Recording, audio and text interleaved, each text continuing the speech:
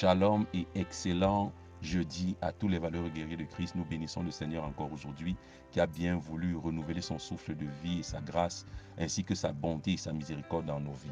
Dans le cadre de prière lumineuse, nous continuons avec la grande thématique vaincre la paresse pour dépasser ses limites. Et pour aujourd'hui, nous voulons ouvrir nos Bibles dans le livre de Proverbes chapitre 20, le verset 4. La Bible déclare: à cause du froid, le paresseux ne laboure pas. À la moisson, il voudrait récolter, mais il n'y a rien. Bien-aimé dans le Seigneur, j'ai fait une grande observation. Généralement, les paresseux, selon ce que la Bible nous déclare, trouvent toujours des excuses pour ne pas travailler.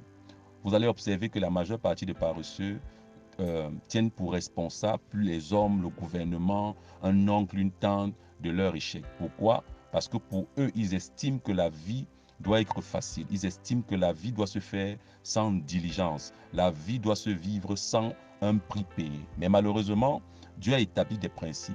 Dieu a établi des principes et nous savons que l'un des principes pour pouvoir avoir une vie épanouie, une vie en bonne santé, une vie prospère, c'est le travail. Voilà pourquoi quiconque n'aime pas le travail, quiconque n'aime pas travailler aura toujours beaucoup de problèmes et restera tout petit ou encore ne sera jamais une référence dans la vie.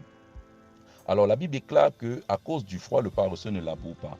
Quelles sont les excuses que tu prends pour ne pas travailler? Quelles sont les excuses que tu prends pour ne pas payer le prix? Quelles sont les excuses que tu prends pour pouvoir davantage croiser les bras? Aujourd'hui, on connaît plusieurs personnes qui ne comptent que sur un frère, une soeur, une tante qui est en Europe ou encore qui est en ville pour dire aide-moi, aide-moi, aide-moi.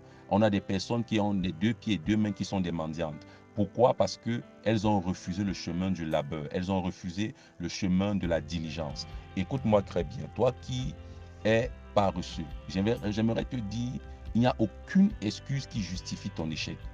Nous sommes nés pauvres, ça peut être normal. Mais si on meurt pauvre, ça c'est un choix personnel. On peut être né dans une famille très pauvre, mais si nous mourons étant très pauvres, c'est un choix personnel. On peut avoir connu des échecs, mais l'homme diligent ne s'arrête jamais après un échec. L'homme diligent trouve plutôt dans cet échec un enseignement qui lui permettra de recommencer encore et encore. À partir d'aujourd'hui, cesse de trouver des excuses pour ne pas payer le prix qu'il faut pour dépasser tes limites.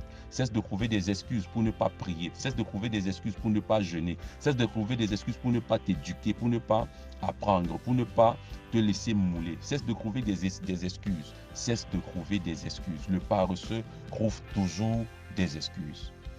Nous voulons donc prier. Seigneur Jésus-Christ, nous sommes au-devant de toi aujourd'hui. Daigne nous toucher encore aujourd'hui. Aide-nous à ne plus justifier nos échecs, à ne plus justifier notre pauvreté, à ne plus justifier notre lamentation, à ne plus justifier nos limitations. S'il te plaît, mon Dieu et mon roi, aide-nous à payer le prix qu'il faut pour pouvoir, oh Dieu, dépasser nos limites et accomplir brillamment nos destinées. Je décrète et je déclare que je n'échouerai pas, je réussirai au nom de Jésus-Christ.